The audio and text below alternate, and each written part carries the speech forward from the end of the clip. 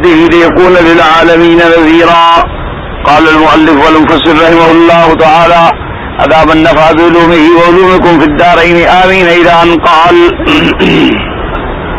قد قال أبو عيسى الترمذي رحمه الله تعالى: حدثنا عبد بن حميد قال حدثنا حسين بن علي الجعفي قال حدثنا حمزة الزيات نبي المختار التائي عن ابن أخي الحارث الأعور عن الحارث الأعور قال: مررت في المسجد فإذا الناس يخوضون في أحاديث ودخلت على علي فقلت: يا أمير المؤمنين، أرأيت الناس قد خاضوا في الأحاديث؟ قال: وقد فعلوها؟ قلت: نعم. قال: أما إني قد سمعت رسول الله صلى الله عليه وسلم يقول: إنها ستكون فتنة. اب مفسر رحمۃ اللہ علیہ فضائل قرآن مقدس کے اندر احادیث مبارک ذکر فرما رہے ہیں. تو پہلے آپ نے جو حدیث پڑھی ہے جس کو امام احمد ابن حنبل رحمۃ اللہ علیہ نے ذکر فرمایا تھا عن الحارث ابن عبد اللہ الاعور قلت لآتین امیر المومنین، اس میں یہ وضاحت نہیں تھی کہ امیر المومنین سے مراد کون ہے. تو اب یہ دوسری روایت جس کو امام ترمذی رحمۃ اللہ علیہ نے ذکر فرمایا ہے تو اس کے اندر یہ وضاحت موجود ہے کہ امیر المومنین سے مراد حضرت علی رضی اللہ تعالیٰ عنہ ہے. تو امام ترمذی رحمۃ اللہ علیہ نے اس سند کو اسی حدثنا عبد بن حمید سے الى آخر السند عن الحارث الاعور سے روایت کی ہے. وہ فرماتی ہیں: قال مررت فی المسجد، میں مسجد میں میرا گزر ہوا تو میں نے دیکھا فإذا فی الناس یخوضون فی الحدیث کہ لوگ مسجد میں بیٹھے ہوئے باتیں کر رہے ہیں، یعنی مساجد کے اندر اپنی اپنی باتوں میں لوگ لگے ہوئے ہیں. قال فدخلت علی علی رضی اللہ تعالیٰ عنہ، میں حضرت علی رضی اللہ تعالیٰ عنہ کی خدمت میں حاضر ہوا اور میں نے آ کر عرض کیا کہ یا امیر المومنین الا ترى ان الناس قد خاضوا فی الحدیث فی المسجد. حضرت علی رضی اللہ تعالیٰ عنہ کی خدمت میں نے عرض کیا کہ حضور آپ دیکھیں کہ لوگ مسجد میں بیٹھے ہوئے باتیں کر رہے ہیں. تو اصل میں جیسے کہ احادیث مبارک میں آتا ہے کہ مساجد کے اندر باتیں کرنا جو ہے یعنی حتیٰ کہ کلام مباح کرنا جو ہے وہ بھی سبب بنتا ہے اللہ معاف فرمائے نیکیوں کے گر جانے کا. یعنی ایک حدیث مبارک میں یوں آیا کہ اگر درخت کے پتے سوکھے ہوئے ہوں اور تیز ہوا چل رہی ہو تو پتے کتنے جلتے ہیں. تو اگر کل مساجد میں ایسے کلام غیر مباح نہیں ہو تو مطلق حرام ہوئی نا. کلام مباح میں بھی اگر آدمی مبتلا ہو تو حسنات جھڑ جاتی ہیں. اسی لیے حکم ہے کہ جب مساجد میں آئے فی بیوت اذن اللہ ان ترفع ویذکر فیہا اسمہ ویسبح لہ فیہا بالغدو والآصال، یہ اللہ تبارک و تعالیٰ کے گھر ہے. اس کے اندر انسان کے لیے یہ ضروری ہے کہ وہ اللہ کے ذکر کو بلند کرے، یعنی آپ اللہ کے قرآن کی تلاوت کریں، آپ عبادت کریں، آپ نوافل پڑھیں، اور اگر آپ کچھ نہیں کر سکتے تو آپ خاموش رہیں. خاموش رہنا جو ہے یہ بھی اللہ کی بڑی نعمت ہے. اور بلکہ مسجد الحرام میں تو اور عظیم نعمت ہے کہ جو اللہ کی 120 رحمتیں نازل ہوتی ہیں ان میں سے 20 رحمتیں تو صرف اللہ کے کعبے کو دیکھنے والوں کو نصیب ہوتی. تو اگر آپ خاموش بیٹھ کے اللہ کا گھر دیکھتے رہیں تب بھی 20 رحمتوں کا نزول ہوگا. اور اسی طرح میرے پاک پیغمبر صلی اللہ علیہ وسلم حبیب کبریا حضرت محمد الرسول اللہ صلی اللہ علیہ وسلم کا فرمان ہے. حضور پاک صلی اللہ علیہ وسلم نے فرمایا کہ اگر تم بات کرو تو خیر کی بات کرو، وَإِلَّا فَلْيَصْمُتْ، ورنہ چپ رہو. تمہارا چپ رہنا جو ہے وہ بھی بہتر ہے. اسی طریقے سے حکم ہے جیسے کہ اللہ نے قرآن میں فرمایا وَمَنْ أَحْسَنُ قَوْلًا مِّمَّنْ دَعَا إِلَى اللَّهِ وَعَمِلَ صَالِحًا، سب سے بہتر قول کیا ہے جو اللہ کی طرف بلائے. تو انسان جب مساجد میں آئے تو مساجد کے اس پر حقوق ہیں، مساجد کے اس پر آداب ہیں. تو اب دیکھیں کہ حضرت کو کتنا طبیعت پہ بار گزرا کہ لوگ مسجد میں بیٹھے ہوئے باتیں کر رہے ہیں. تو حضرت علی رضی اللہ تعالیٰ عنہ نے فرمایا کہ اچھا اوقد فعلوها، کیا لوگوں نے مساجد میں بھی باتیں کرنی شروع کر دی ہے؟ تو اس نے کہا حاجی میں تو ابھی دیکھ کے آ رہا ہوں. فرمایا حضور پاک نے فرمایا تھا انہا ستکون فتنۃ، کہ ان قریب ایسا وقت آئے گا کہ بڑے بڑے فتن ظاہر ہوں گے. ان فتن میں سے یہ بھی فتن کی علامات میں سے ہے کہ مساجد میں اللہ کے ذکر کے بجائے لوگ اپنی باتوں میں مشغول ہو جائیں. اب حضرت علی رضی اللہ تعالیٰ عنہ تو اپنے زمانہ جو خیر القرون کا دور ہے اس کو یعنی اتنی پریشانی کا اظہار فرما رہے ہیں، اور ہمارا کیا حال ہے؟ آپ دیکھ لیں کہ آج کل ہم نے تو مساجد کو اللہ معاف فرمائے یعنی اپنے ملنے کا ایک ڈیرا بنایا ہوا ہے کہ بھئی تم بھی مسجد میں آ جانا اور میں بھی مسجد میں آ جاؤں گا، فلاں جگہ تم بھی آ جانا اور میں بھی آ جاؤں گا، اور پھر مسجد میں بیٹھیں گے تو تمام دنیا جہان کی کہانیاں شروع کر دیں گے۔ اللہ تبارک و تعالی معاف فرمائے، اور ایسی ایسی باتیں کریں گے کہ غیبت میں پہنچ جائیں گے، ایسی ایسی باتیں کریں گے کہ بہتان تک چلے جائیں گے، ایسی ایسی باتیں کریں گے کہ فحش تک چلے جائیں گے۔ حالانکہ میرے آقا کا فرمان ہے المؤمن لا يكون لعانا ولا فاحشا ولا متفحشا ولا بذی، او کما قال رسول اللہ صلی اللہ علیہ وسلم، حضور نے فرمایا مومن کی یہ شان ہی نہیں ہے کہ مومن فحش کو یا مومن گندی باتیں زبان سے نکالنے والا ہو، گالی گلوچ کرنے والا ہو اور گری پڑی باتیں کرنے والا ہو، یہ مومن کی شان ہی نہیں ہو سکتی۔ اسی طرح حضور صلی اللہ علیہ وسلم نے فرمایا کہ خیر البقاع المساجد، کہ ساری دنیا میں سب سے بہترین جو ٹکڑے ہیں اللہ کے ہاں مرتبے والے وہ مساجد ہیں، اور اسی طرح حکم ہے کہ جب آپ مساجد میں داخل ہوں تو خالصتاً اللہ کے ذکر کے لیے داخل ہوں، اللہ تبارک و تعالیٰ کے کلام کی تلاوت کے لیے، نماز کے لیے اور عبادت کے لیے۔ اب آپ دیکھیں حضرت علی رضی اللہ تعالیٰ عنہ نے گھبرا کے فرمایا اوقت فعلوها، یعنی حمزہ استفہام کے ساتھ، کیا لوگوں نے ایسا بھی کر دیا کہ لوگ مسجد میں بیٹھ کے اپنی باتیں کر رہے ہیں؟ انہوں نے کہا ہاں حضور کر رہے ہیں۔ فرمایا انہا ستکون فتنۃ، ہاں حضور پاک نے صحیح فرمایا تھا کہ فتن کا دور آئے گا۔ تو اب حارث العور کہتے ہیں فقلت فما المخرج، کہتی ہے کہ میں نے پوچھا یعنی کہ اس کا پھر قلت نہ قال اما انی قد سمعت رسول اللہ، کہتی ہے میں نے حضور پاک سے سنا، حضور پاک نے فرمایا کہ ایسا دور آئے گا کہ اس میں فتن ہوں گے، بڑے بڑے آزمائشیں ہوں گی اور بڑے بڑے امتحان ہوں گے۔ تو حضرت علی فرماتے ہیں پھر میں نے حضور سے عرض کیا تھا کہ فقلت فما المخرج یا رسول اللہ، کہ حضور جب وہ زمانہ فتنے کا آ جائے تو اس فتنے سے نکلنے کا راستہ کیا ہے، طریقہ کیا ہے، ہم فتنے سے کیسے نکلیں، اپنے آپ کو فتن سے کیسے بچائیں؟ تو حضور پاک صلی اللہ علیہ وسلم کتاب اللہ فیہ نبأ ما قبلکم وخبر ما بعدکم وحکم ما بینکم والفصل لیس بالحزر۔ حضور نے فرمایا حضرت علی اگر تم فتن کا زمانہ دیکھو تو پھر اللہ کے قرآن کو مضبوطی سے پکڑ لو، کیونکہ قرآن مقدس ایک ایسی کتاب ہے کہ اس میں تم سے پہلے جو قومیں گزری ان کے احوال ہیں، اور یہ ایک ایسی کتاب ہے جو بعد میں زمانے مستقبل کے بارے میں واقعات ہوں گے اس کے بارے میں بھی اس کے اندر خبریں ہیں۔ اور اس کے بعد فرمایا وہ حکم ما بینکم، اور تمہارے آپس کے اختلافات کے لیے اس کے اندر حکم موجود ہے۔ اور اللہ کا قرآن ایک ایسی کھلی ہوئی بات ہے، حق بات ہے، وہ کوئی ایسی نعوذ باللہ مزاح یا ایسی بےہودہ بات نہیں۔ من ترکہ من جبار قسمہ اللہ، اگر اس نے کسی کو تکبر کے اعتبار پہ اللہ کے قرآن کو چھوڑا اور اعراض کیا تو اللہ اس کو توڑ ڈالیں گے، اللہ تبارک و تعالیٰ اس کو عذاب دیں۔ ومن ابتغى الهدى في غيره اضله الله، اور جس نے اللہ کے قرآن کے سوا کسی غیر کتاب میں ہدایت ڈھونڈی تو اللہ اس کو گمراہ کر دیں گے۔ لیکن یہ یاد رکھو یہ مراد نہیں کہ حدیث میں نہ ڈھونڈے، حدیث تو شرع ہے قرآن مقدس کی۔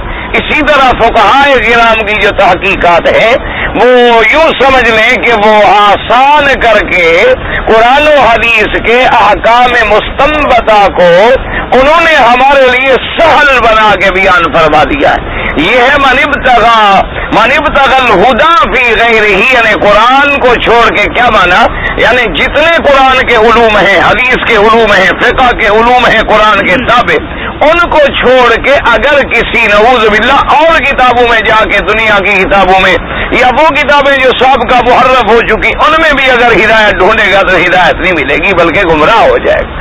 کبھی ایسا ہوتا ہے کہ ذکر قرآن کا آتا ہے حدیث کا نہیں ہوتا، اس کا معنی یہ نہیں ہوتا کہ نعوذ باللہ آدمی حدیث کو چھوڑ دے صرف قرآن کو پکڑ لے، کیونکہ قرآن تو بغیر حدیث مبارک کے سمجھ آ ہی نہیں سکتا۔ یعنی کتنا بڑا عالم کیوں نہ ہو، کتنا بڑا لغت عربیہ کا ماہر کیوں نہ ہو، کتنا بڑا یعنی ادیب اور بہت بڑے معلومات کا حامل کیوں نہ ہو، جب تک حضور پاک کے دروازے پہ نہ آئے اللہ کا قرآن سمجھ نہیں آ سکتا۔ اسی لیے آپ دیکھیں کہ صحابہ رضوان اللہ علیہم اجمعین ان کو جب قرآن مقدس اترتا تھا اشکال ہو جاتا تھا، بات سمجھ نہیں آتی تھی، حضور سے آگے پوچھتے تھے کہ حضور اس بات کا کیا حکم ہے، کیونکہ اسی لیے تو اللہ پاک نے حضور کو بھیجا کہ قرآن میں جو ہم نے حکم دیا ہے اس کی عملی تصویر بنا کے دکھانے والے کون ہیں؟ محمد الرسول اللہ صلی اللہ علیہ وآلہ آلہ وسلم۔ اسی سے اندازہ فرمائیں کہ یہ روایت حضرت علی کی ہے رضی اللہ تعالیٰ عنہ کی، اور حضرت علی رضی اللہ تعالیٰ عنہ جب بھی کوئی بات ہوتی تھی، جب بھی کوئی اختلاف ہوتا تھا تو آپ فرماتے تھے کہ خیال رکھنا، حضرت ابن عباس رضی اللہ تعالیٰ عنہ سے فرمایا کہ خیال رکھنا اگر خوارج سے بات ہو تو صرف قرآن سے بات نہ کرنا بلکہ فرمہم بصحاب الحدیث، ان کو اگر مارنا ہے تو اللہ کے نبی کے حدیث کے تیروں سے ان کے سینے کو چھلنی کر دینا، کیونکہ اگر تم نے قرآن پاک کو صرف رکھا تو قرآن پاک کے تراجم کو نعوذ باللہ و تعویل سے بدل ڈالے گے۔ اب اس کی آسان سی مثال ہے کہ جیسے آج کل مرزائی ہے، قادیانی ہے، جو کافر فرقہ ہے، جو بالکل اسلام سے نکلا ہوا فرقہ ہے، بظاہر وہ بھی قرآن پڑھ لیتے ہیں اور لوگوں کو کہتے ہیں کہ جی ہم تو قرآن کو مانتے ہیں اور ہم حضور صلی اللہ علیہ وآلہ آلہ وصحابہ وسلم تسلیما کثیرا کی نبوت کے قائل ہیں، ہم آپ کی رسالت کے قائل ہیں اور ہم حضور کو خاتم النبیین مانتے ہیں۔ یعنی اندازہ کریں وہ کھل کے کہتے ہیں، اپنی کتابوں میں لکھتے ہیں کہ حضور صلی اللہ علیہ وسلم تو خاتم النبیین ہیں، لیکن جب ان سے پوچھا جاتا ہے کہ خاتم النبیین کا معنی کیا ہے تو وہ کہتے ہیں جی خاتم النبیین کا معنی یہ ہے، خاتم کہتے ہیں مہر کو، یعنی اللہ نے حضور کو ایسی شان عطا فرمائی تھی کہ حضور کی مہر اور پروانوں سے نبوت ملتی تھی، تو لہذا حضور پاک کی مہر سے اور حضور پاک کی اطاعت سے مرزا کو بھی نبوت مل گئی۔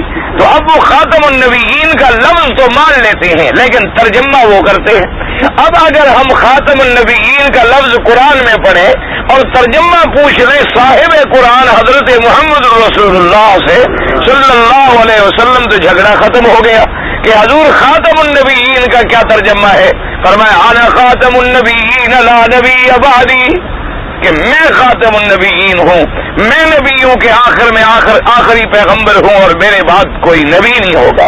اسی طرح دوسری جگہ آپ نے فرما دی انا خاتم الانبیاء وانتم خاتم الامم، کہ میں انبیاء کو ختم کرنے والا اور تم پہلی امتوں کو ختم کرنے والے ہو، میرے بعد نبی کوئی نہیں آئے گا، تمہارے بعد امت کوئی نہیں آئے، کیونکہ جب نبی نہیں ہوگا تو نئی امت کے پیدا ہونے کا سوال ہی پیدا نہیں ہوتا۔ اسی طرح ایک روایت میں فرما دی انا خاتم النبیین لا نبی بعدی ولا رسول بعدی، کہ نہ میرے بعد کوئی نبی آئے گا نہ میرے بعد کوئی رسول آئے گا۔ اسی طرح بعض روایات میں یہ لفظ بھی ہے لا نبی بعدہ ولا رسول بعدہ ولا کتاب بعد کتابہ ولا شریعت بعد شریعتہ، کہ اللہ کے نبی تو اب خاتم النبیین کا ترجمے میں کوئی ہیرا پھیری، کوئی چور چوری نہیں کر سکتا، کوئی ڈاکو ڈاکہ نہیں ڈال سکتا۔ اسی طریقے سے اللہ تبارک و تعالیٰ رحمت فرمائے، جو روافض ہیں وہ بھی کہتے ہیں جی ہمارا تو صحابہ پہ ایمان ہے، جو صحابہ کو نہ مانے ہم تو اس کو مسلمان ہی نہیں سمجھتے، جو صحابہ کو گالی دے ہم تو اس کو جناب فاسق اور فاجر سمجھتے ہیں، ہم تو صحابہ کو مانتے ہیں۔ کون کہتا ہے کہ ہم صحابہ کے منکر ہیں؟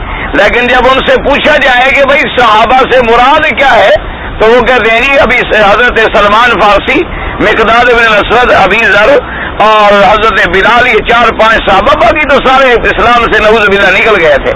وہ کہتے ہیں وہ تو پھر صحابہ ہی نہیں رہے نا، ہم تو صحابہ کو مانتے ہیں۔ تو اب دیکھیں لفظ صحابہ تو آ گیا لیکن باقی کا انہوں نے سارا قصہ ہی ختم کر دیا۔ تو اب جب حضور صلی اللہ علیہ وسلم سے پوچھیں گے، قرآن نے فرما دیا کہ لقد رضی اللہ عن المؤمنین اذ یبایعونک تحت الشجرہ، قرآن نے فرما دیا اولئک هم المؤمنون حقا، قرآن نے فرما دیا رضی اللہ عنہم ورضوا عنہ، قرآن نے فرما دیا کلا وعد اللہ الحسنى۔ اب حضور سے پوچھیں گے کہ حضور آپ کے صحابہ، فرمایا اصحابی کالنجوم، میرے تو صحابہ تاروں کی مانند ہیں، جیسے تاروں کو عدد تم نہیں گن سکتے میرے صحابہ کا عدد بھی نہیں گن سکتے۔ یہ نہیں کہ میرے صحابہ 2-4 ہیں، میرے صحابہ تو ایسے ہیں جیسے آسمان کے تارے ہوں، اور جیسے آسمان کا تارا اپنی اپنی روشنی میں روشن ہے، کوئی زیادہ روشن ہے، کوئی متوسط روشنی ہے، کوئی کم روشنی ہے، کوئی اقرب الى الارض ہے، کوئی ابعد من الارض ہے، اسی طرح میرے صحابہ کی شان بھی مختلف ہے۔ ان کے اندر بھی روشنیاں مختلف ہیں. اور اسی طرح اگر آدمی کو چمکتا ہوا تارا نظر آ جائے، وہ راستہ نہ مل سکے، اس کو یہ بھی تو اندازہ کر لے گا کہ شرق کدھر ہے، غرب کدھر ہے، شمال کدھر ہے یا جنوب کدھر ہے. اگر کوئی آدمی میرے کسی صحابی کا بھی دامن پکڑ لے تو جنت تک تو وہ بھی لے جائے، وہ بھی صراط مستقیم تک لے جائے گا، چونکہ میرے صحابہ تاروں کی مانند. اور اسی میں حضور نے یہ بھی اشارہ فرما دیا کہ میرے صحابہ تاروں کی مانند ہیں. اگر کوئی تاروں پہ تھوکنا چاہے تو تھوک اس کے منہ میں آئے گی. اسی طرح اگر میرے صحابہ کو بھی کوئی برا کہے گا تو اس پہ لعنت خود پڑ جائے گی، ورنہ میرے صحابہ کا تو کچھ بھی نہیں بگاڑ سکتا، کیونکہ ان کے لیے تو رضی اللہ عنہم ورضوا عنہ کا خطاب مل چکا ہے. تو اب جب ہم حدیث کی طرف آ گئے تو بات جو تھی ہمارے لیے واضح ہو گئی، بات ہمارے لیے پکی ہو گئی، اور بات بالکل یعنی ایسے نکھر گئی کہ اب ہم کسی الجھن میں باقی نہ رہے.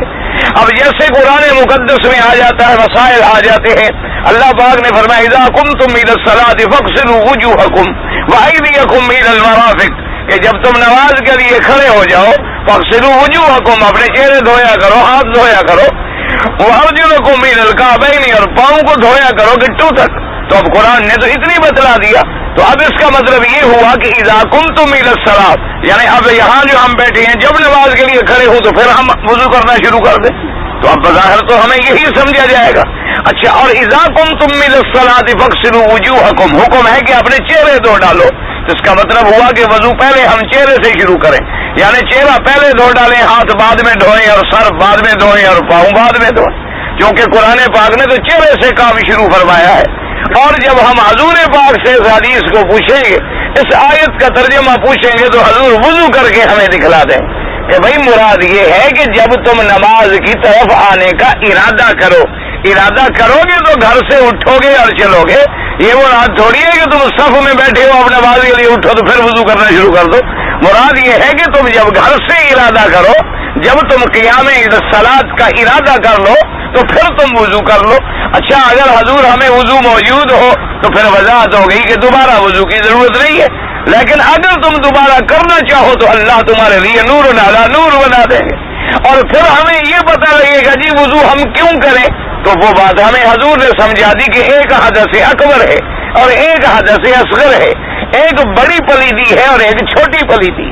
ایک بڑی پلیدی تو یہ ہے کہ آدمی کو احتلام ہو گیا یا میاں بیوی رہتے یا جنابت کا غسل آ گیا، یہ بڑی پلیدی. اور چھوٹی پلیدی یہ ہے کہ آدمی نے پیشاب کیا، لیٹرین میں چلا گیا، یا آدمی کی ہوا خارج ہو گئی، تو یہ چھوٹی پلیدی. تو حضور نے ہمیں سمجھا دیا کہ چھوٹی پلیدی ہو تو استنجا اور وضو کافی، اور اگر بڑی پلیدی ہو تو اس کے لیے پھر غسل ضروری ہے حضور صلی اللہ علیہ وسلم نے. تو اب جو نماز کے لیے ہمیں وضو کا حکم ملا تھا، اگر ہم صرف قرآن پاک کے الفاظ پہ غور کرتے تو کبھی ہمیں سمجھ رہا تھا، کیونکہ سمجھانے کے لیے ہی تو اللہ نے بھیجا کس کو؟ حضرت محمد رسول اللہ صلی اللہ علیہ وسلم. اس لیے فرمایا کہ یتلو علیہم آیاتہ، کہ میرے پاک پیغمبر کے ذمہ داری میں ہے کہ وہ میرے بندوں پہ میرا قرآن پڑھیں. وَيُعَلِّمُهُمُ الْكِتَابَ وَالْحِکْمَةَ، صرف تلاوت نہ کریں بلکہ ان کو کتاب اور حدیث کی تعلیم دیں. اور جب کتاب و حدیث کی تعلیم دیں تو پھر اس کا فائدہ کیا ہو؟ یزکیہم، ان کے دلوں کو ماج ڈالے، تاکہ جیسے ان کا ظاہر صاف ہوا ہے اندر بھی شرک اور کفر سے صاف ہو جائے. تو اس لیے ہمیشہ یاد رکھیں، کبھی فضیلت قرآن کا ذکر آتا ہے تو حدیث پاک کی فضیلت خود بخود سمجھ آ جاتی ہے. کبھی حدیث پاک کا ذکر آئے گا تو وہاں فقہ کا ذکر نہیں ہوگا، وہاں فقہ کی باتوں کا ذکر نہیں ہوگا، اس لیے کہ وہ تو خود بخود ہمیں سمجھ آ جائے گا. کیونکہ جب صحابہ کو قرآن سمجھنے کے لیے حضور کے پاس جانے کی ضرورت تھی، تو جو بعد میں لوگ آئیں گے تو ان کو سمجھانے کے لیے پھر صحابہ کے دروازے پر جانے کی ضرورت ہوگی. ان کے بعد جو آئیں گے ان کو تابعین کے دروازے پہ جانے کی ضرورت ہوگی. ان کے بعد جو آئیں گے ان کو پھر ائمہ مجتہدین اور علماء کے دروازے پہ جانے کی ضرورت ہوگی. اگر وہ خود سمجھنے کی کوشش کریں گے تو پھر ٹھوکریں کھاتے رہیں گے، کبھی ادھر لڑک جائیں گے اور کبھی ادھر لڑک جائیں گے، کبھی ایک قول پہ عمل کریں گے کبھی دوسرے قول پہ عمل کریں گے، اور انجام یہ نکلے گا کہ اپنی خواہشوں کے غلام بن کے رہ جائیں گے. تو اس لیے اللہ تبارک و تعالی رحمت فرمائے. بعض لوگ اسی سے دھوکہ دیتے ہیں. میں نے اتنی لمبی چوڑی بحث اسی لیے کی ہے کہ بحث اہل قرآن کا ایک فرقہ بن گیا. انہوں نے کہا ہم تو بس قرآن کو لیں گے جی، حدیث کا کوئی ذکر ہی نہیں ہے. انہوں نے کہا ہم تو جناب اللہ نے خود کہا ہے کہ بس کتاب کو پکڑو. اللہ نے خود فرما دیا, اللہ کے نبی نے فرما دیا کہ جب بھی کوئی ضرورت ہو تو اللہ کے قرآن کو مضبوطی سے پکڑ لو. تو بس ہم قرآن کو پکڑیں گے, ہم حدیث پر عمل کیوں کریں؟ حدیث کا تو حکم ہی نہیں. اور پھر قرآن کی حفاظت کا اللہ ذمہ دار ہے, حدیث کی حفاظت کا اللہ ذمہ دار نہیں. اور قرآن پاک کو قیامت تک محفوظ رکھنے کا اللہ نے وعدہ فرمایا ہے اور حدیث کے بارے میں وعدہ نہیں. اس لیے ایسے ایسے فتنے پیدا ہوئے تو اس کے لیے یہ ضرورت ہوتی ہے کہ باتوں کو سمجھایا جائے. اللہ تبارک و تعالی آپ کو بھی اور مجھے بھی صحیح دین سمجھنے کی اور اس پر عمل کرنے کی توفیق عطا فرمائے. یہی وجہ ہوتی ہے میرے بھائی, پہلے آدمی دماغ میں سے نکالتا ہے کہ چھوڑو یار مولوی کی کیا ضرورت ہے, ہم خود پڑھ لکھے ہیں, ہر کتاب کا اردو میں ترجمہ موجود ہے, ہم سمجھ لیں گے. تو پہلے دماغ سے علماء کا ادب نکلے گا. جب علماء کا ادب دماغ سے نکل گیا, ایک سیڑھی پہ تو آدمی چڑھ آیا نا, اب پھر وہ آگے ذہن بناتا ہے, وہ کہتے ہیں چھوڑو بھائی یہ 4 امام جو بن گئے, امام حنیفہ, امام شافعی ہے, امام حنبل ہے, امام مالک ہے رحمۃ اللہ علیہ, بھائی ان کی کیا ضرورت ہے؟ اور بھی خدا کے بندے سب سے بڑی بات غور کرو, بلا حضور کے زمانے میں کون امام تھا؟ اس وقت کوئی 4 امام تھے؟ اس وقت تو حضور خود موجود تھے, پھر بھی امام کی ضرورت تھی. اللہ کے بندے جب اللہ کا نبی خود موجود ہو پھر بھی کسی کی ضرورت ہوتی ہے؟ نہ حضور کے زمانے میں ابو بکر بیٹھے خلافت پہ,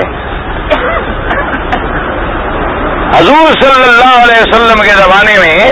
اسی طرح اگر آج کوئی ملنگ یہ کہہ دے کہ بھئی تم جو 4 خلیفے مانتے ہو, حضور کے زمانے میں کیا تھے؟ وہ کہاں تھے حضور کے زمانے؟ تو حضور کے زمانے میں خلیفے کی ضرورت تھی؟ بھئی اللہ کا نبی تو خود موجود تھا, تو پھر خلافت کی کیا ضرورت تھی؟ جب اللہ کا پیغمبر موجود ہے, جب سورج چمک رہا ہو تو دیے جلانے کی ضرورت ہے؟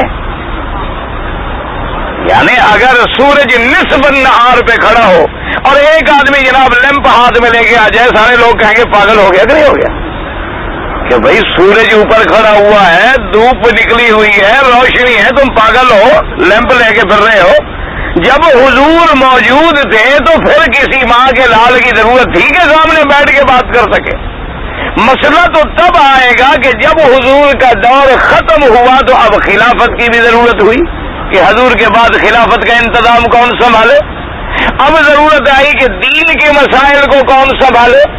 اب ضرورت آئی کہ احادیث مبارک کے احکام کو جمع کون کرے.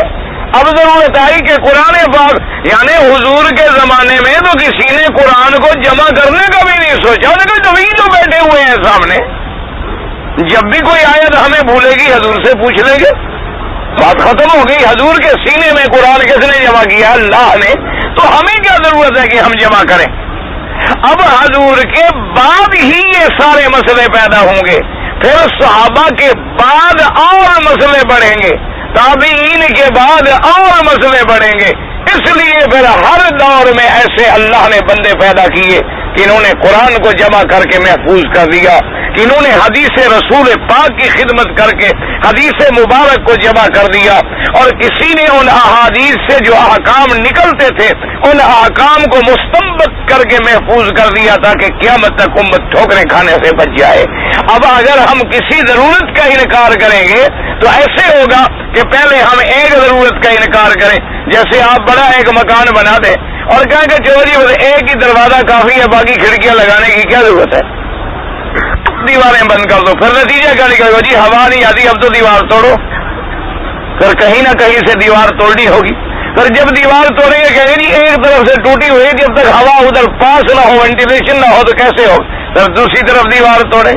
پھر کہیں گے جی ان کو تو برابر توڑنا چاہیے تھا تاکہ ہوا کراس کر سکے, آپ نے ایک نیچے توڑ دی اور ایک آپ نے اونچی توڑ.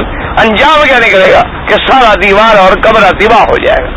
اگر آپ پہلے سے رکھیں گے بھی یہاں کھڑکی ہوگی, یہاں دروازہ ہوگا, یہاں روشن دان ہوگا, یہاں جناب ایگزاسٹ لگا ہوگا, یہاں پنکھے لگیں گے, یہاں لائٹ لگے گی, اب ہر چیز اپنے اپنے جگہ پہ کام کر رہی ہے, تو آپ کا مکان جو ہے وہ مزین ہے. اسی لیے ہمیں دل و دماغ کے اندر بھی قرآن کا اپنا عظمت ہے. حدیث پاک جو ہے وہ قرآن کی شرح ہے, قرآن کو سمجھانے کے لیے تفسیر ہے کہ جو قرآن کا حکم ہمیں سمجھ رہا ہے وہ کون سمجھائیں گے؟ حضرت محمد رسول اللہ صلی اللہ علیہ وسلم. اور آمنہ کے لال کی بات ہمیں کون بتلائے گا؟ حضرت ابی بکر, حضرت عمر, حضرت عثمان, حضرت علی, آل بیت رسول اللہ, صحاب رسول اللہ. اور اگر گھر کی بات ہوگی تو پھر ہم پوچھیں گے بی بی عائشہ, بی بی خدیجہ, بی بی حفصہ, بی بی ام سلمہ. اسی لیے میرے پاک نبی کے گھر میں اللہ نے 9 بیویاں بٹھائی تاکہ امت کو جو دین پہنچانا ہے تو ابھی ایک عورت کا تو کام ہی نہیں ہے کہ وہ پہنچا سکے. اچھا, ایک عورت کے دل ہی پاکی کے نہ ہو اور قرآن اتر رہا ہو تو وہ کیسے قرآن سمجھائے گی بیچاری؟ اللہ تبارک و تعالیٰ کی حکمتیں ہیں, اس لیے یاد رکھ. اب جس چیز کا کہیں انکار کرو گے وہی ختم. اب ایک آدمی گاڑی میں بیٹھا ہو, وہ کہے کہ جی گاڑی بالکل نہیں ہے, ٹھیک ہے, یہ جو ٹائر کے ساتھ ٹیوب ہے نا اس کی ایک ٹونٹی ہوتی ہے جس سے ہوا بھری جاتی ہے, جی اس کی کیا ضرورت ہے, اس کو ذرا کھول دو. تو انجام کیا ہوگا؟ اس کو کھولیں گے تو ہوا نکل جائے گی, ہوا نکل جائے گی تو ٹائر بیٹھ جائے گا, بیٹھ جائے گا تو گاڑی نہیں چلے. اسی طرح ہر چیز کو جب تک اپنے اپنے مقام پہ فٹ نہیں کریں گے دین سے نکلنے والی بات ہو جائے گی. کسی وقت دماغ میں ٹھوکر لگے گی بس آدمی گیا. اللہ تبارک و تعالی. اور جب ہمارے دل میں علماء کا احترام ہوگا, ائمہ کا احترام ہوگا, صحابہ کا احترام ہوگا, انبیاء کا احترام ہوگا, حضور پاک کا احترام ہوگا, حضور پاک کے فرمان کا احترام ہوگا, تو پھر اللہ کے قرآن سے انکار کا تو سوال ہی پیدا نہیں ہو سکتا کہ کون انکار کرے. اور اگر ہم نے ایک سیڑھی انکار کی شروع کر دی تو پھر انکار بڑھتا چلا جائے گا, پھر انکار کے جراثیم بڑھتے چلے جائیں گے. پھر آخر انجام یہ نکلے گا کہ وہ ہر چیز سے فارغ ہو کے کھڑا ہو جائے گا, کہے گا چھوڑو جی یہ قرآن کا بھی کیا اعتبار ہے کہ اللہ نے بھیجا. بس کافر جو کہتے تھے وہ کیا کہتے تھے؟ حالانکہ حضور کے زمانے میں قرآن اترا, کافر موجود تھے, لیکن انہوں نے کہا کہ نہیں ہم نہیں مانتے, قرآن نہیں. بھائی جبریل علیہ السلام لائے, انہوں نے کہا جی ہم جبریل کو ہی نہیں مانتے, کو ہمارا برادری کا آدمی ہم پوچھیں کہ تم جبریل ہو, ہم نہیں مانتے.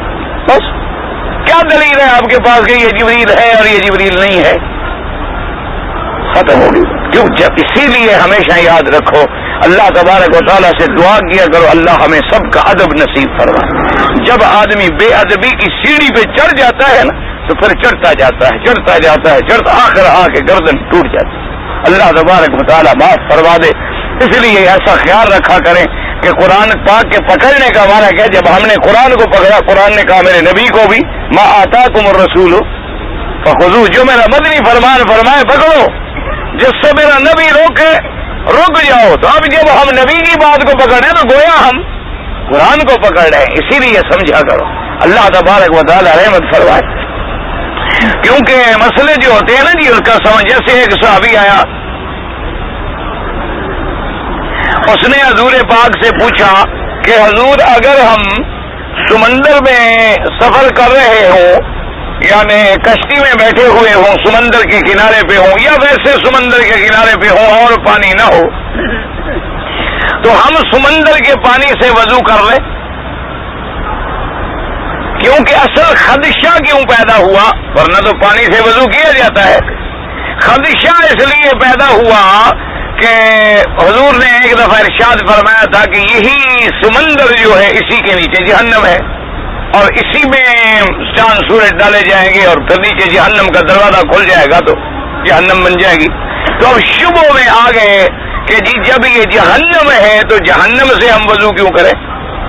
تو حضور پاک سے پوچھا, میرے مدنی سرکار نے فرمایا صلی اللہ علیہ وسلم نے فرمایا کہ ہاں کوئی بات نہیں, الماء طہور والحل میتۃ, اللہ کے بندے اس کا پانی پاک ہے اور اس کی میتہ جو ہے وہ بھی حلال ہے, تو کیوں نہ وضو کرو. تو صحابہ کو مسئلہ سمجھ آ گیا. اب ان دو لفظوں کو امام شافعی رحمۃ اللہ نے فرمایا کہ بھئی اس کا پانی بھی حلال ہے اور اس کی میتہ بھی حلال ہے. انہوں نے کہا جو چیزیں سمندر سے نکلتی ہیں سب کا کھانا حلال. نے کہا جب حضور نے فرما دیا ہے کہ اس کا پانی پاک ہے اور اس کی میتہ حلال ہے تو جو چیز سمندر سے نکلے بات ختم ہو گئی, اور پھر اس کو ذبح کرنے کی ضرورت بھی نہیں. ہر جانور کو ہم ذبح کریں گے, لیکن جو سمندر سے مثلا مچھلی آ گئی تو مچھلی کو ذبح کرنے کی ضرورت نہیں ہے. تو انہوں نے کہا کہ بھائی جو چیزیں سمندر سے نکلے سب حلال. اسی لیے آپ دیکھیں نا امام شافعی رحمۃ اللہ علیہ جتنی قسم کی مچھلیاں ہیں اور پتہ نہیں میڈک آ جاتے ہیں اور قوم میں آ جاتے ہیں اور بڑی بڑی چیزیں وہ کہ سب حلال. امام ابو حنیفہ رحمۃ اللہ علیہ انہوں نے کہا بھی بالکل ٹھیک ہے. یہاں لفظ آ گیا کہ پانی پاک ہے اور میتا اس کی حلال ہے, اور دوسری جگہ حضور نے ہمیں فرما دیا کہ کون کون سی میتا حلال ہے. تو آپ نے فرمایا کہ احلت لنا المیتتان والدمان, کہ آپ نے فرمایا حدیث میں کہ 2 میتا ہم پر حلال ہیں اور 2 خون بھی ہم پر حلال ہیں. تو صحابہ نے پوچھا کہ حضور کون سی میتا؟ آپ نے فرمایا السمک والجراد. آپ نے فرمایا کہ مچھلی اور مکڑی, یہ مکڑی جو اڑتی ہے نا اس کو بھی ذبح کرنے کی ضرورت نہیں ہے, اس کے بغیر بھی اگر ہم نے مارا مر گئی گر گئی پکڑ لیا بس کھا لیں پکا لیں. اسی طرح مچھلی کو بھی اپنے پکڑ لیا اس کے ذبح کرنے کی ضرورت نہیں. تو امام صاحب نے کہا کہ جب وضاحت آ گئی کہ میتا میں حضور نے صرف مچھلی کو شمار کیا ہے اور کسی کو شمار نہیں کیا, تو پھر ہم تو صرف مچھلی تک رہیں گے کہ بھئی جو چیز مچھلی کی قسم کی ہے وہ تو حلال ہے, مچھلی نہیں تو پھر نہیں, کیونکہ نام ہے. لیکن جگر جو ہے وہ بھی تو خون ہوتا ہے. اسی طرح اندر جو جسے آپ کیا کہتے ہیں کلیجی کہتے ہیں, جگر کہتے ہیں, کیا کہتے ہیں, وہ بھی تو خون ہے. اسی لیے ڈاکٹر کہتے ہیں نا جس کے اندر بلڈ کم ہوگی اس کو کلیجی ولیجی ذرا کھلاؤ, زیادہ پکی نہ کرو اور اسے کچی وچی کھلاؤ کہ اس کے اندر خون پیدا ہوگا. تو وہ بھی اچھا. اسی طرح تحال وہ بھی خون ہے, لیکن حضور نے فرمایا وہ حلال ہے, وہ خون حرام نہیں ہے. حرام خون ہے انما حرم علیکم المیتۃ والدم ولا ولغم. الدم وہ ہے جو دم مسفوح نکلتا ہے ذبح کے وقت, وہ حرام ہے, ورنہ وہ جو دم ہے کلیجی والا وہ حلال ہے. تو امام ابو حنیفہ رحمۃ اللہ علیہ نے اس حدیث مبارک کو لے لیا. اچھا, دوسرے امام صاحب نے فرمایا کہ وہاں لفظ الحل میتتہ, کہ اس کا جو جانور مردہ ہے وہ بھی حلال ہے, ذبح کرنے کی ضرورت نہیں. لیکن یہ تو نہیں, حالانکہ کوئی جانور پانی میں خود مر جائے اور الٹا ہو کے پانی پہ تیر رہا ہو تو وہ تو کسی کے نزدیک حلال نہیں. تو میتتہ کا کیا معنی ہوا؟ انہوں نے کہا مراد یہ ہے کہ جو ہم شکار کریں گے وہ آیا اور اس کو ذبح کرنے کی, اگر وہ پانی کے اندر خود مر گیا, یعنی مچھلی کی پانی مر گئی الٹی بھی جاری تیر رہی ہے, سمجھ آ گئی کہ وہ پانی میں مر چکی ہے, تو اب وہ تو کسی کے نزدیک بھی حلال نہیں ہے. اس لیے اب حدیث کو سمجھنے کے لیے ضرورت پڑی کہ نہ پڑی؟ اس لیے ہمیشہ لفظ یاد رکھے, قرآن سمجھنے کے لیے ہم حضور کے محتاج ہیں, حضور کی بات کے لیے صحابہ کے محتاج ہیں, اور اسی طرح پھر نمبر وار چلتے چلتے چلتے ائمہ کے محتاج ہیں, علماء کے محتاج ہیں. فاسألوا اہل الذکر ان کنتم لا تعلمون, کہ اگر تمہیں علم نہ آتا ہو, مسئلہ نہ ہو, تو علم والے سے جا کے مسئلہ پوچھ لو تاکہ تمہارا مسئلہ جو ہے وہ حل ہو جائے. اللہ تبارک و تعالی. اور اگر کسی ایک سیڑھی پہ آگے ہم نے نعوذ باللہ ایک سیڑھی کا انکار کیا تو پھر دوسری کا, پھر تیسری کا, پھر چوتھی کا, پھر پانچویں کا, پھر قصہ ختم ہو جائے. تو اس لیے حضور پاک نے فرمایا کہ اگر تم ہدایت پکڑنا چاہتے ہو اور فتنے سے بچنا چاہتے ہو تو اللہ کے قرآن کو مضبوطی سے پکڑ لو, اللہ تبارک و تعالیٰ کے قرآن کو سینوں سے لگا لو. اور آپ نے فرمایا جو اس کے بجائے ہدایت تلاش کرے گا, اللہ وہاں فرمایا وہ خود گمراہ, اللہ اس کو گمراہ کر دے. وَهُوَ حَبْلُ اللَّهِ الْمَتِينُ, آپ نے فرمایا جو قرآن میں آتا ہے وَاعْتَصِمُوا بِحَبْلِ اللَّهِ جَمِيعًا وَلَا تَفَرَّقُوا, اللہ کی رسی کو مضبوطی سے پکڑو. تو وہ اللہ کی رسی کیا ہے؟ قرآن ہے. اللہ کی رسی کیا ہے؟ ابن اللہ المتین جو ہے وہ اللہ کا قرآن ہے, اسی کو پکڑ لو. وَهُوَ الذِّكْرُ الْحَكِيمُ وَهُوَ الصِّرَاطُ الْمُسْتَقِيمُ وَهُوَ الَّذِي لَا تُزِيغُ بِهِ الْأَهْوَاءُ وَلَا تَلْتَبِسُ بِهِ الْأَلْسِنَةُ, اور وہ قرآن ایسا ہے کہ اس سے کوئی اس کا خیالات گمراہ نہیں ہوتے اگر آدمی قرآن کو پکڑ لے. اور اس کے پڑھنے سے زبانیں جو ہیں کبھی سیدھا نہیں ہوتی. یا وَلَا يَشْبَعُ مِنْهُ الْعُلَمَاءُ, اور جو علم والے ہیں وہ قرآن سے کبھی ان کا پیٹ نہیں بھرتا, یعنی وہ پڑھتے رہیں گے. جیسے حضور نے فرمایا حریصان لا یشبعان, حضور نے فرمایا کہ 2 حریص ہیں دنیا میں جو ان کا پیٹ کبھی بھرتا ہی نہیں. صحابہ نے پوچھا کہ حضور کو, فرمایا حریص العلم و حریص الدنیا, آپ نے فرمایا ایک علم کا حریص ہے اس کا بھی پیٹ نہیں بھرتا. ایک کتاب ختم ہوگی کہے گا پھر شروع, دوسری شروع کرو. ایک دفعہ قرآن کا ترجمہ ختم ہو, کہے گا جی پھر شروع کر دیں. جی قرآن کا ترجمہ زندگی ختم ہو جائے تو بہتر ہے اسی میں لگے رہے. اور ایک تفسیر ختم ہو, کہے گا جی چلو اور کوئی تفسیر ڈھونڈ لیتے ہیں. ایک حدیث خطاب ختم ہوگی, کہے گا ہے جو سنا ہے دوسری حدیث بھی چھپ گئی ہے، چلو جی اس کا پیٹ بھی نہیں بھرتا ہے۔ اور آپ نے فرمایا اسی طرح دنیا والے کا پیٹ بھی نہیں بھرتا، جس کو دنیا کی ہوس لگ جائے، 1000 مل جائے، پہلے اگر 100 ہو نا جی کہتے ہیں جی اگر 1000 ہو جائے نا بس ٹھیک ہے، جب 1000 مل جائے کہتے ہیں یار 1000 تو خیر ہو گیا لیکن 10 بھی تو اللہ دے سکتا ہے۔ پھر جب 10 ہو جائے کہتے ہیں یار لوگوں کے پاس تو لاکھوں ہیں، 10 سے کیا بڑھتا ہے، 1,00,000 مل جائے، پھر جب لاکھ والا بن جاتا ہے پھر کہتے ہیں یار ٹھیک ہے لاکھ بھی اللہ کا شکر ہے بہت ہے، لیکن اللہ دینا چاہے تو کروڑوں بھی تو دے سکتا ہے نا، پھر کروڑوں تک حضرت شروع ہو جاتے، پھر جب کروڑوں پہ پہنچ جاتے ہیں تو پھر اربوں کی خواہش شروع ہو جاتی، پھر ارب پتی بن جائے تو پھر کہتے ہیں نہیں یار یہ بھی ٹھیک ہے لیکن ابھی تو ہمیں کھرب پتی ہونا چاہیے، اور اسی میں ہوتے ہیں حضور نے فرمایا مٹی اور قبر کی مٹی اس کے منہ کو بھر دیتی، فرمایا لا یملأ فاہ ابن آدم الا التراب، فرمایا ابن آدم کا پیٹ جو منہ جو ہے کوئی چیز نہیں بھرے گی مگر قبر کی مٹی بھر دے گی، وہ کروڑوں بھی پڑے رہیں گے، وہ کھربوں بھی پڑے رہیں گے، وہ اربوں بھی پڑے رہیں گے، اللہ کو منظور ہے تو کوئی کفن دے دے گا، کوئی جنازہ اٹھا لے گا، ورنہ کوئی جنازہ بھی نہیں پڑتا، کفن بھی نہیں ملتا، کہیں حادثہ ہوا مر گیا حجاز گر گیا کچھ ہو گیا، کون دے گا کون ڈھونڈے گا، پتہ ہی نہیں ہوتا کہ لاشیں کہاں گئیں اور کہاں نہ گئیں، صحیح ٹکڑے بھی ملے کہ نہیں ملے پتہ ہی نہیں ہوتا آدمی کو، سب اللہ کی شان ہے، اللہ کا نظام ہے، اللہ کے ہاتھ میں ہے، بندہ کر کیا سکتا ہے، لیکن پیٹ نہیں بھرتا، منہ نہیں بھرتا۔ اسی طرح فرمایا آپ نے کہ لا یشبع منہ العلماء، جن کو اللہ نے علم عطا فرمایا ہے ان کا پیٹ بھی قرآن سے کبھی نہیں بھرتا، وہ ہمیشہ قرآن میں لگے رہیں گے، قرآن کو پڑھتے رہیں گے۔ ولا یخلق عن کثرت الرد، اور قرآن کی شان ہے کہ جو پڑھا جائے گے وہ سیدھا بھی نہیں ہوتا، پرانا بھی نہیں ہوتا، اور ایک کتاب ہو نا جی 2 دفعہ 3 دفعہ پڑھو بس آدمی، پھر آدمی کہہ رہے وہ چھوڑے یار میں نے 4 دفعہ دیکھا اس کو، دل ہی نہیں کرتا، قرآن کو روز روز پڑھو، معلوم ہوتا ہے کہ میں نے آج پڑھا، روزانہ قرآن دیکھیں نا جی آدمی بعض اوقات یعنی روز سورۃ یاسین پڑھیں گے، لیکن جب پڑھیں گے ذرا غور کرو معلوم ہوتا ہے کہ آج پڑھ لیں، معلوم ہوتا ہے سبحان اللہ، ایک ایک لفظ کے اندر حلاوت ہوتی ہے، ایک ایک لفظ کے اندر تلاوت ہوتی ہے۔ اور اس کے بعد فرمایا ولا تنقضی عجائبہ، اور اس کے عجائب قرآن کے جو ہیں وہ بھی کبھی ختم نہیں ہوں گے، یعنی اللہ تبارک و تعالیٰ اتنا علم عطا فرماتے جائیں گے، اس کے موتی جو ہیں گنتے چلے جائیں گے، شمار کرتے چلے جائیں گے اور نکلتے آئیں گے۔ بلا اس کے بعد فرماتی ہے وهو الذی لم تنطق الجن اذ سمعت حتى قالوا انا سمعنا قرانا عجبا يهدي الى الرشد فآمنا به من قال به صدقا، فرماتی ہے کہ یہ قرآن پاک ایسی شان والی کتاب ہے کہ انسان تو انسان، اس کو جب جنوں نے سنا انہوں نے بھی کیا کہا انا سمعنا قرانا عجبا، ہم نے سنا ہے بڑا عجیب اللہ کا قرآن، کیا کہتا ہے یہدی الی الرشد، وہ ہدایت کا راستہ دکھاتا ہے، فآمنا بہ، ہم تو اس کے ساتھ ایمان لے آئے ہیں، یعنی جنوں نے بھی انکار کیا۔ اور اس کے بعد مفسر رحمۃ اللہ علیہ فرماتے حدیث میں آیا من قال به صدقہ، جو شخص قرآن کے ساتھ بات کرے گا وہ سچی بات کرے گا، یعنی جب قرآن کا حوالہ دے، قرآن سے دلیل لائے، قرآن سے حجت پکڑے، ومن عمل به اجرا، اور جو قرآن پہ عمل کرے گا اس کو اللہ تبارک و تعالی بڑا اجر اور بڑا ثواب عطا فرمائیں گے۔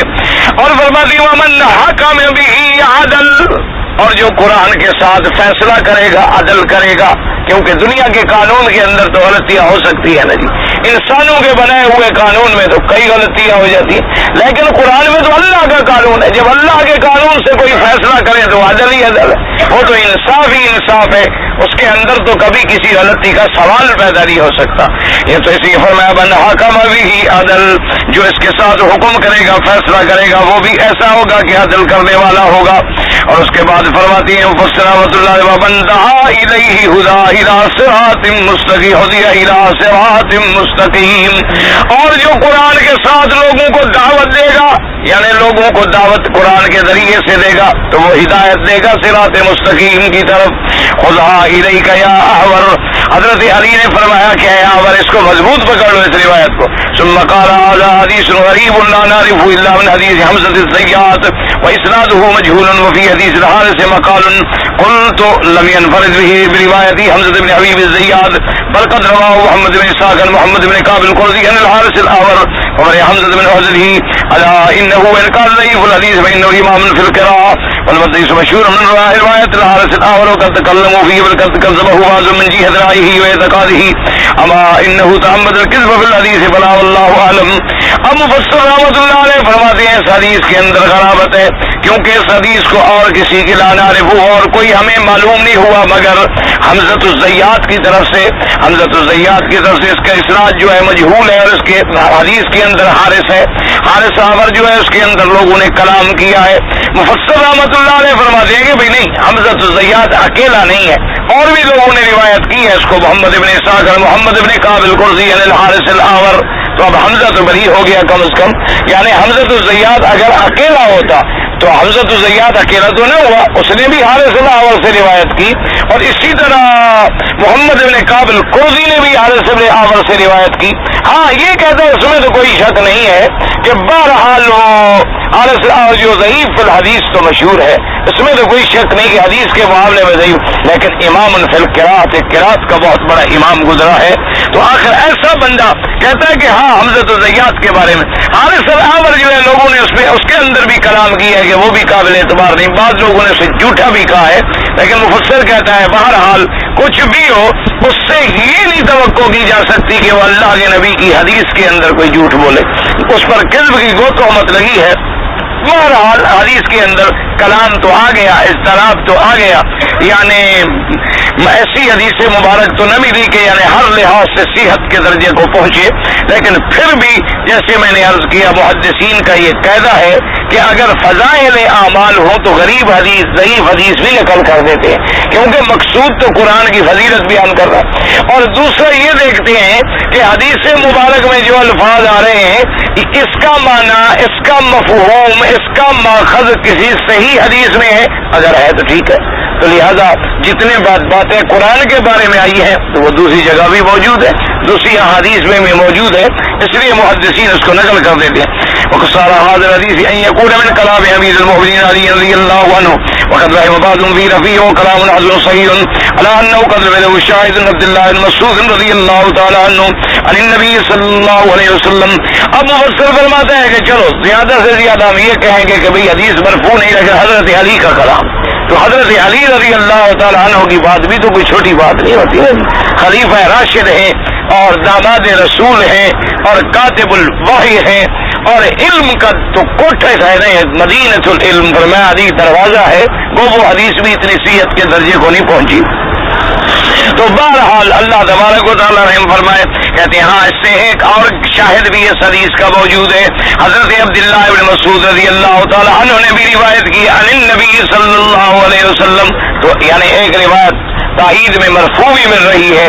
چلو اگر ہم زیادہ سے زیادہ بھی ہم الجھن میں پڑھیں تو کہہ سکتے ہیں کہ حضرت علی تک موقوف ہے، تو حضرت علی رضی اللہ تعالیٰ عنہ کا فرمانا بھی تو کوئی کم بات نہیں ہے. کہتے ہیں قال الامام العلم ابو عبید القاسم صلی اللہ علیہ اللہ فی کتاب فضائل القرآن حدثنا ابو الیقظان قال حدثنا عمار بن محمد الثوری قال ابن اسحاق الحجری عن ابي الاحوص عن عبد الله بن مسعود رضی اللہ تعالی عنہ عن النبي صلی اللہ علیہ وسلم قال ان هذا القرآن معذبۃ اللہ فتعلم المعذبین واستعتم ان هذا القرآن حبل الله وهو النور المبين والشفاء النافع لمن تمسك به نجاة من تبعه لا يرجو في خفم ولا يزيغ باستطاعتم ولا تنقضى عجائب ولا يخلق قصة الرد فتروه وإن الله يأجركم على تلاوته بكل حرف عشر حسنات أما إني لا أقول ألف لام ميم حرف ولكن ألف عشر ولام عشر وميم عشر. ابو سلامۃ اللہ علیہ فرماتی ہیں امام العلم ابو عبید القاسم علیہ السلام فرماتی ہیں اس حدیث میں آتا ہے ابھی عبداللہ بن مسعود رضی اللہ تعالیٰ عنہ فرماتی ہیں هذا القرآن، یہ قرآن ایسے ہے جیسے کہ کسی نے دسترخوان بچھایا ہو. یہ اللہ کی نعمتوں کا گویا دسترخوان بچھا ہوا ہے، یعنی جیسے دسترخوان بچھا ہو نا تو اللہ کی نعمتیں اوپر رکھی ہوتی ہیں، کہیں گوشت ہے، کہیں میٹھا ہے، کہیں عجیب عجیب ڈش ہے. تو اللہ کے قرآن کی رحمت میں علم حاصل کرو اور تم بھی اس سے فائدہ اٹھاؤ. اور فرمایا اس کے بعد ان هذا القرآن حبل اللہ، اللہ کا قرآن جو ہے وہ اللہ کی رسی ہے، اس کو مضبوطی سے پکڑو.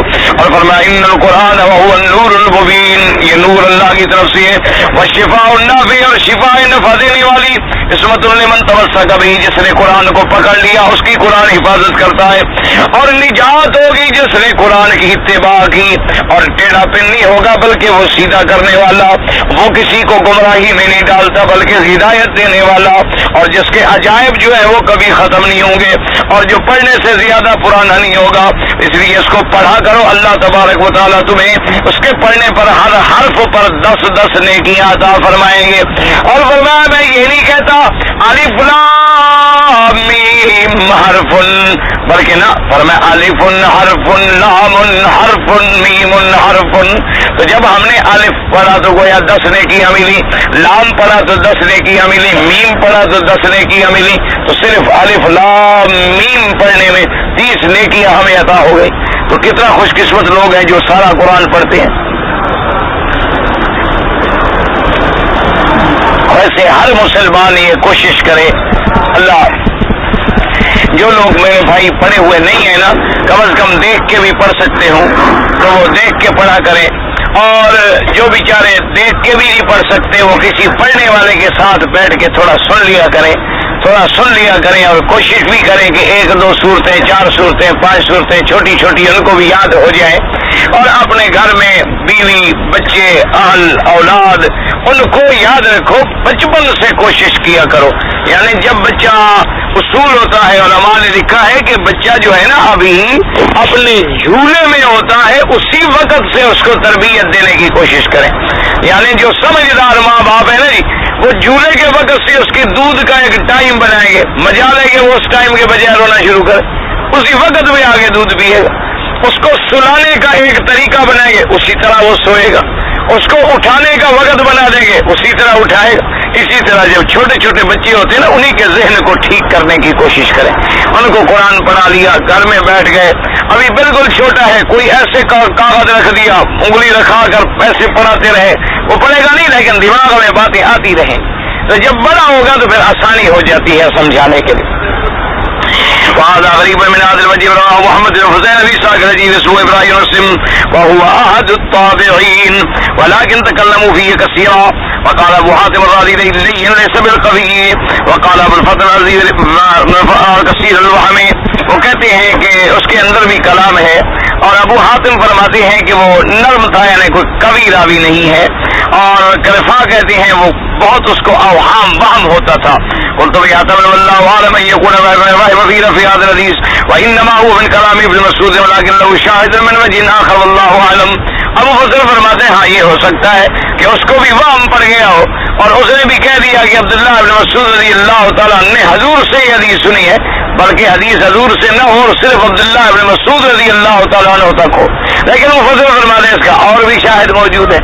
اس لیے ہمیشہ یاد رکھے کہ اگر ایک حدیث مبارک کے شواہد زیادہ ہو جائیں، یعنی شاہد کا معنی گواہ، کیا معنی یہ بھی طرق ہے، یہ بھی طریقہ ہے، یہ بھی طریقہ ہے، یہ بھی طریقہ ہے، یہ بھی طریقہ ہے، تو بعضھا یقوی بعضا، تو سارے مل کے اس کو بڑی مضبوطی کے درجے تک پہنچا دیتے ہیں۔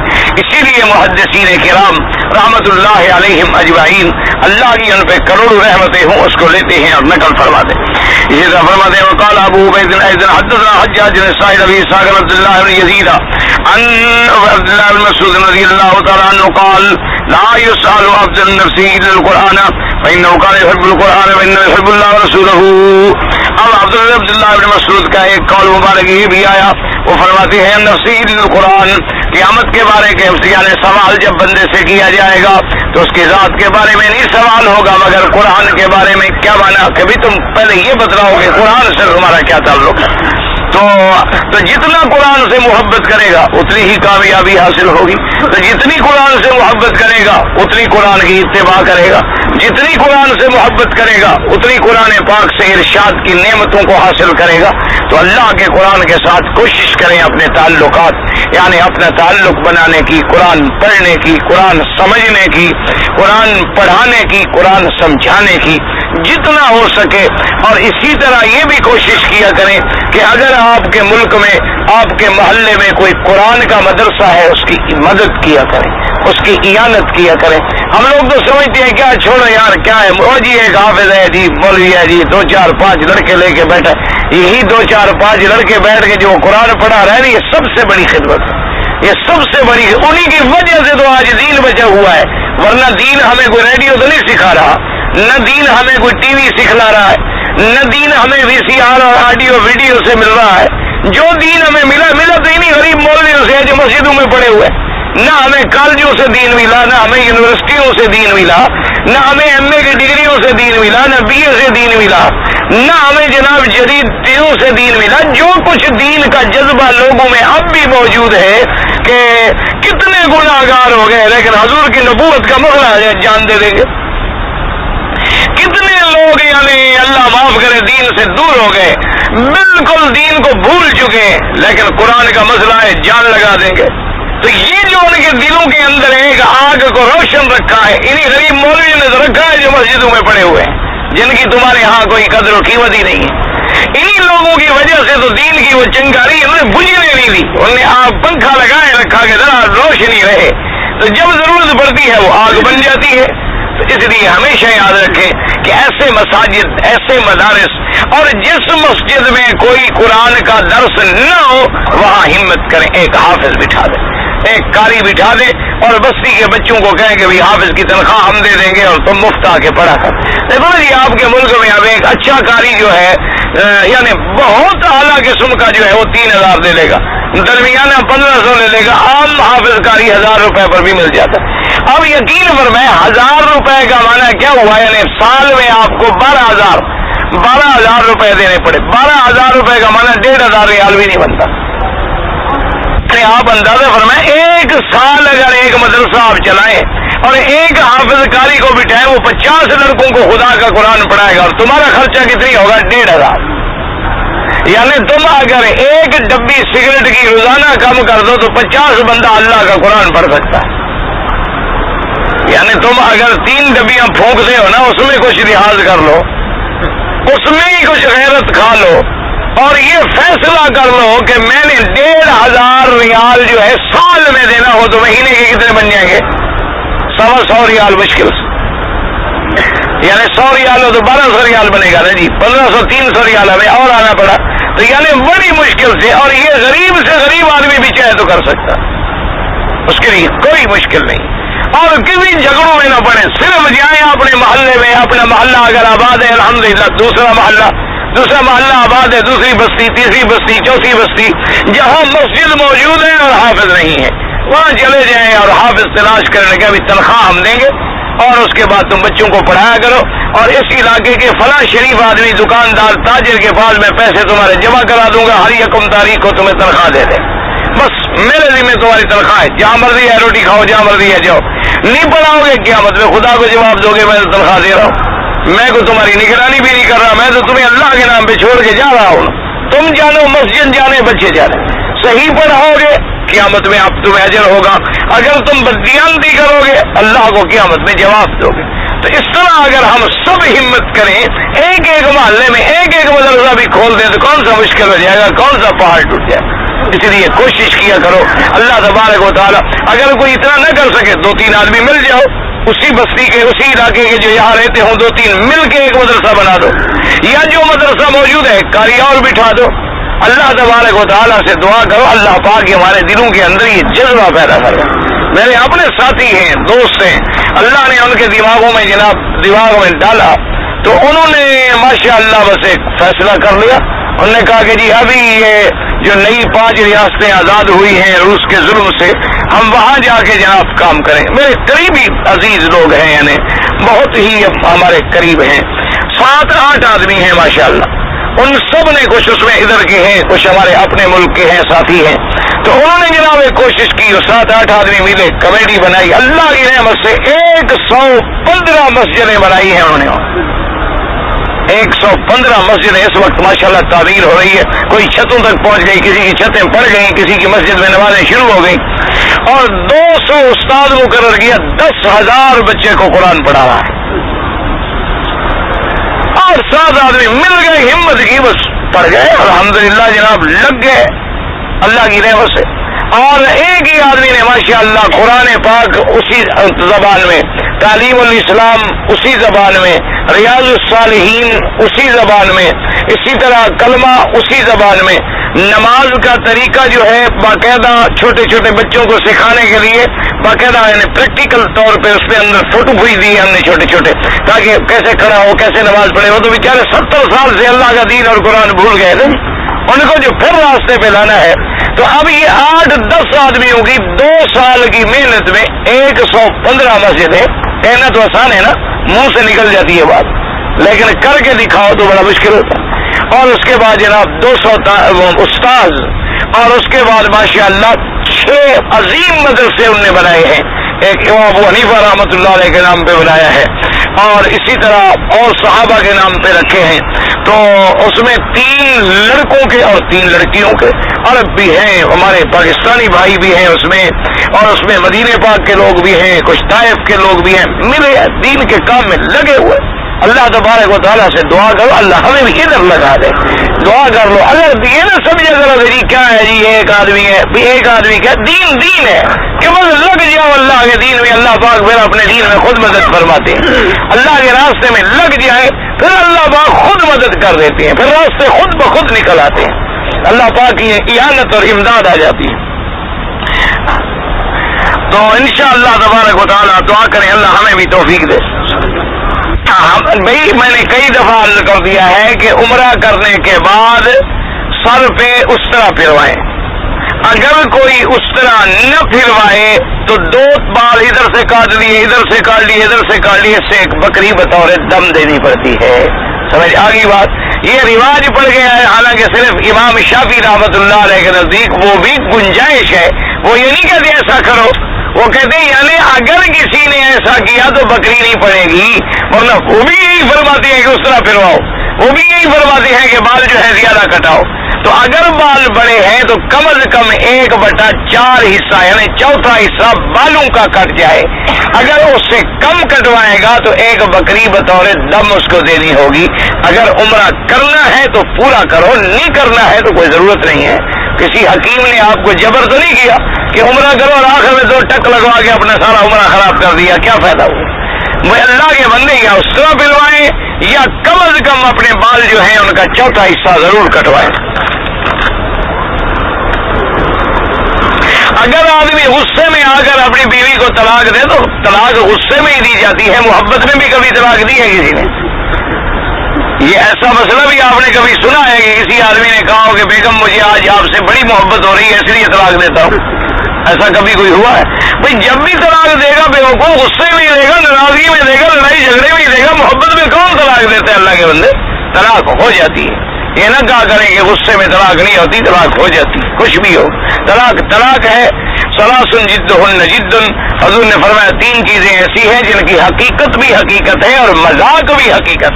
یعنی اگر خدا نہ کرے بیوی سے مذاق کرتے ہوئے بھی کہ میں تو نہیں کھیل رہا تھا، میں تو ڈرا رہا تھا، طلاق ہو جائے گی. ایک آدمی یا لڑکا اپنے گھر والوں سے زبردستی اپنی مرضی سے شادی کر لی. جب وہ واپس گیا تو باپ نے اس کو کہا کہ ایک فارم ہے اس پہ دستخط کر دو. اس کو پتہ نہیں تھا کہ فارم کیا ہے، اس کو پتہ نہیں تھا، پھر طلاق نہیں ہوتے. ہمارے یہاں ایک مولوی صاحب ہے، امام مسجد ہے، وہ صبح سویرے نماز فجر کی نماز سے پہلے 1 گھنٹہ قرآن پڑھتا ہے لاؤڈ اسپیکر پہ. اس کو نہیں پڑھنا چاہیے، منع ہے شریعت میں. یہ کوئی حکم نہیں ہے کہ تم نماز سے پہلے لوگوں کو پریشان کرو.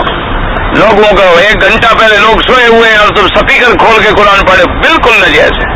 اسی لیے حدیث میں موجود ہے حضور صلی اللہ علیہ وسلم گزرے تو حضرت ابی بکر رضی اللہ تعالیٰ عنہ آہستہ قرآن پڑھ رہے تھے تہجد میں، اور حضرت عمر زور زور سے پڑھ رہے تھے.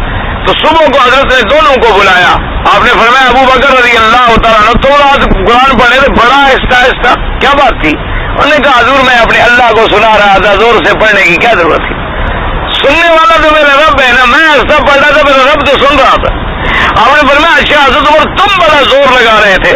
آپ نے فرمایا ہاں انی اوقظ الوسنان، میں سوئے ہوں کو جگا رہا تھا اور شیطان کو میں بھگا رہا تھا کہ زور سے پڑھوں گا شیطان بھاگے گا اور سوئے. آپ نے فرمایا نہیں، تم آواز کو نیچا کرو. حضرت ابو بکر سے کہا تم تھوڑا اوپر کرو، یعنی اعتدال سے پڑھو، کسی دوسرے کو نقصان نہ ہو. یہ بڑی غلط روایت ہے. ہمارے ہاں ٹیپ لگا دیتے ہیں اور کیسٹ لگا دیتے ہیں اور سپیکروں پہ شور پڑا ہوا ہے. یا رمضان المبارک میں آدھی رات سے شور شروع کر دیتے ہیں، ساری کا وقت ہو گیا، ابھی 6 گھنٹہ رہ گیا، ابھی 2 گھنٹہ رہ گیا، ابھی 10 گھنٹہ. پاگل ہو گئے، بدلی کیا ہو گیا. وہ کسی نے روزہ رکھنا ہے تم نہ بھی کہو تو رکھے گا، اور جس بدبخت نے نہیں رکھنا تم اس کے کان پہ سپیکر باندھ دو پھر بھی نہیں رکھے گا۔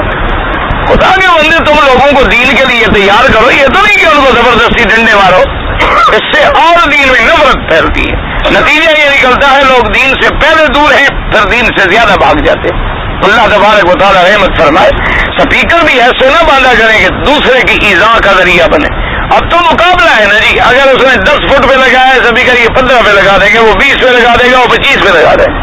وہ اگر 2 بجے جمعہ پڑھتے ہیں یہ 2:15 بجے پڑھیں گے، وہ 2:15 کرے گا، یہ 2:30 کر دیں گے، وہ 2:30 کر دیں گے، رات کے 6 بجے نہ پڑھ دیں۔ معلوم کیا ہے؟ انا للہ و انا الیہ راجعون۔ دعا کرو اللہ ہدایت، اللہ تبارک و تعالیٰ ایسے اختلافات سے اور جھگڑوں سے محفوظ رکھے۔ ایک شاگرد بیمار ہے، اللہ سب کو شفا عطا فرمائے، اللہ سے دعا کریں اللہ ہمیں بھی شفا عطا فرمائے۔ داڑھی میں مہندی لگانا جائز ہے؟ بالکل جائز ہے، کوئی بنا نہیں۔ میں اگر حنفی مسلک پہ ہوں اور میرے وطر جو ہے پھر آپ کو 3 رکعت وطر پڑھنے ہوں گے۔ جب آپ اپنے مسلک کے پکے بنتے ہیں تو پھر آپ کو 3 وطر پڑھنے ہوں۔ باقی امام احمد بن حنبل رحمۃ اللہ علیہ اور امام شافعی رحمۃ اللہ علیہ کے نزدیک 1 وطر پڑھنا۔ اصل میں فرق اتنا ہے، یاد رکھو، پڑھتے تو وہ بھی 3 ہیں، 2 رکعتوں پہ سلام پھیر کے 1 رکعت علیحدہ پڑھتے ہیں، یعنی وہ بھی تو 1 رکعت کو ملاتے ہیں نا کسی سے، اور امام صاحب 3 رکعتیں اکٹھے پڑھتے ہیں۔ وہ کہتے ہیں حدیث مبارک میں آیا، حضور نے فرمایا کہ وطر ایسے ہوتی ہے جیسے مغرب کی نماز ہوتی ہے، تو مغرب کی نماز میں جیسے 3 رکعتیں ہیں اور ملا کے پڑھی جاتی ہیں، اسی طرح وطر بھی ملا کے پڑھے جائیں۔ تو بہرحال سنن النسائی میں حدیث مبارک میں 1 وطر بھی ثابت ہے اور 3 بھی ثابت ہے، اس لیے کوئی اختلاف کی یہ بات ہی نہیں ہے۔ تم جس مسلک پہ ہو ٹھیک کر رہے ہو، الحمدللہ ثم الحمدللہ، کوئی ایسی بات نہیں۔ چوہے کی چین والی گھڑی جو ہے پہننا حرام ہے، جائز ہے، کوئی حرج نہیں، لیکن بہتر ہے کہ نہ پہنے۔ اور اگر لوا ہو، آج کل تو اور کئی چیزیں نکل آئی ہیں نا، اور کئی چیزیں نکل آئی ہیں، بظاہر ہم اسے لوا سمجھتے رہے، تو اب لوہے کی چین جو ہے وہ 2000 ریال کی تو نہیں ہو سکتی، یا 1000 ریال کی، یا 500 ریال کی، یا 600 ریال کی تو نہیں ہو سکتی۔ اس لیے بہرحال کوشش کریں کہ حدیث میں آتے حضور نے فرمایا لوا جو ہے یہ جہنمیوں کا یار زیور ہے۔ کیا مانا کہ جہنم میں اغلال جو ہیں ان کو ڈالے جائیں گے۔ تو بہر صورت لیکن علماء نے فتویٰ اسی پہ دیا ہے کہ اب وہ لوہے کی شکل بھی نہیں ہے، اس کو پالش ہو گئی، بدل گیا، اس میں کئی دھاتیں ڈال دی گئیں، پتہ نہیں کیا کیا بلائیں ملا ڈالی گئیں، تو کوئی حرج نہیں، لیکن اگر بچ سکے کوئی تو زیادہ بہتر۔